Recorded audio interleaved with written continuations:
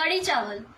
এই ডিশটা আমাদের ইউপি, বিহার, পাঞ্জাবেও খুব ফেমাস, মানে লোকজন বেশ পছন্দ করে আর খেতেও মন্দ হয় না। আমি বহু বছর ইউপিতে ছিলাম, ওই জন্য শেখা আমার মায়ের কাছ থেকে। আমার মা শিখেছিলেন আমাদের এক ফ্যামিলি ফ্রেন্ড থেকে, অ্যান্ড আমি ওনার কাছ থেকে শিখেছি। ওনার মতন অতটা ভালো নাও বানাতে পারলে ঠিকঠাক বানিয়ে নিই। যাই হোক, খুব মিনিমাম উপকরণ দিয়ে আমি এখানে ডিশটা প্রেজেন্ট করব। যদি আপনাদের ভালো লাগে প্লিজ ট্রাই করবেন। সবার আগে ব্যাটারটা বানিয়ে নেবো, যেটা দিয়ে পাকোড়িটা বানায়। এটা পাকোড়িওয়ালা কারি যেটা আমি দেখাচ্ছি। তো এটা বেসনের সাথে হলুদ, লাল লঙ্কার গুঁড়ো, তার সাথে আছে একটুখানি আমি বেকিং সোডা দিয়েছি,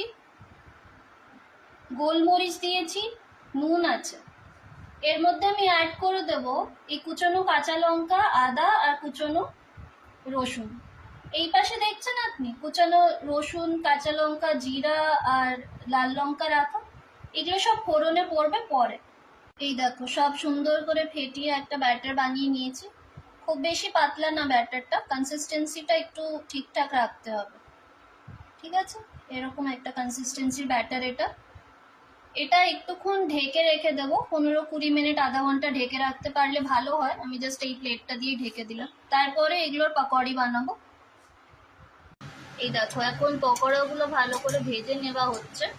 ডিপ ফ্রাই না, কিন্তু ডিপ ফ্রাই করে দিলে এগুলো সফট হবে না যখন আমরা অ্যাকচুয়ালি কারির মধ্যে দেবো।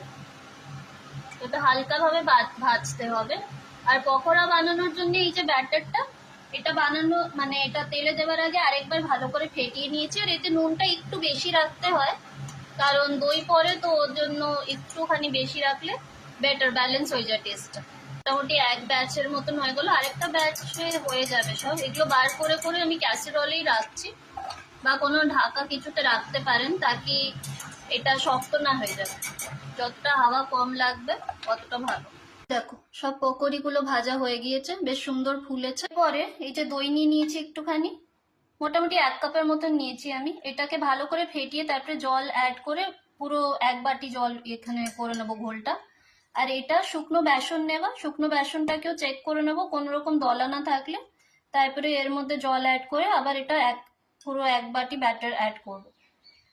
আর এখানে জাস্ট হলুদ নিয়েছি। হলুদ নর্মালি তেলে দেওয়ার পরে ইমিডিয়েট জল দিতে হয়, কিন্তু আজকে আমি হলুদে একটুখানি জল এই বাটিতেই মিলিয়ে নেবো আর এটা দিয়ে দেবো। জিরে দিলাম, শুকনো লঙ্কাটা দিয়েছি, এখন শুকনো লঙ্কাটাও দিয়ে দিলাম। এটা বেসনের ঘোলটা দেওয়ার আগে ভালো করে আরেকবার বেসনের মানে ওটাকে মিক্স করে নিই। এই দেখো বেসনের ঘোলটা দেওয়া হয়ে গেছে, এটাকে মিক্স করে নিলাম। এবার দইয়ের ঘোলটা ঢেলে দেবো এর উপরে।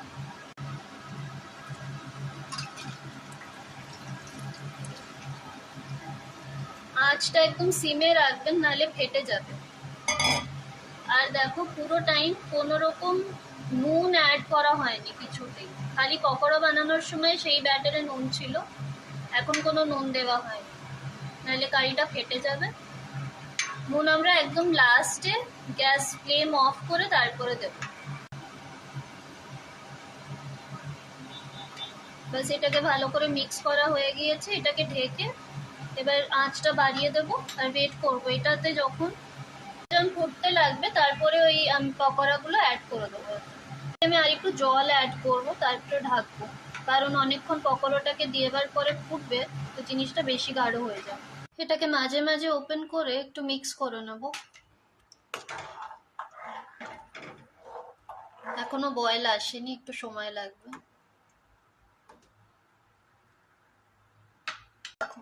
এবার বয়েল হওয়া আরম্ভ হয়ে গেছে।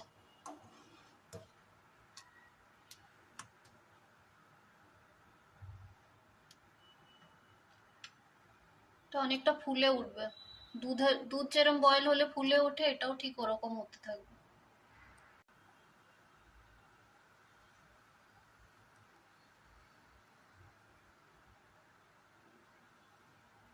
এটা একটু কমিয়ে দিলাম।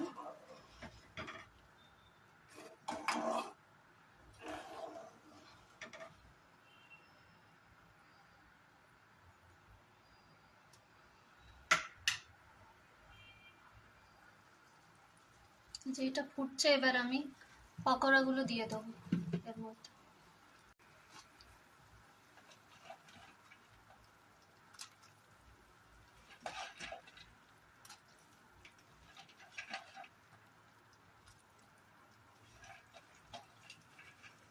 পকোড়াগুলো আরো ফুলে উঠবে, যখন ওই গ্রেভিটাকে অ্যাবজর্ব করবে তখন আরো ফুলে উঠবে। মোটামুটি 10 মিনিট অপেক্ষা করব, আর এটা ঢাকা যাবে না, ঢাকলেই ওভারফ্লো করতে লাগবে। এবার 10 মিনিট হয়ে গিয়েছে, পকোড়াগুলো দেখো ফুলেও গিয়েছে। এটা অফ করলে আর একটু গাঢ় হয়ে যাবে, তো আমি আরো 2-4 মিনিট এটাকে ফুটতে দেবো। এবার এটা হয়ে গিয়েছে দেখো, মোটামুটি আরো 5 মিনিট রাখার পরে অলমোস্ট ডান। ভালো করে মিক্স করে নিলাম, সফট ভাবে পুরো কেটে যাচ্ছে। এটা ঠান্ডা হয়ে আরো গাঢ় হয়ে যাবে। ফ্লেমটাকে অফ করে দিয়েছি, জাস্ট একটু গ্যাপ করে নেবো এই জায়গাটা, তাকে কোনো রকম পকোড়ি এই জায়গাটায় না থাকুক। এখানে এরম করে একটু গ্যাপ করে এটাকে এরমই রেখে দিলাম। এখানে সল্টটা অ্যাড করব, কোনো এরম আলাদা করে নিলাম, কারণ না হলে কোনো পকোড়ির উপরে পড়লে ওটা শক্ত হয়ে যেত। এটা ভালো করে মিক্স করে এবার আমি সল্টটাকে পুরো জায়গায় মিক্স করে দেবো।